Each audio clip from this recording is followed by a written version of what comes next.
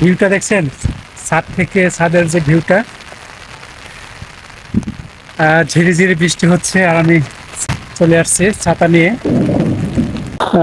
এই ভিউটা দেখার জন্যই। বন্ধুরা, কত সুন্দর ভিউ। হ্যাঁ, বৃষ্টি হচ্ছে কিন্তু এখন হালকা বৃষ্টি হচ্ছে। ও, এই গাছটা দেখেন।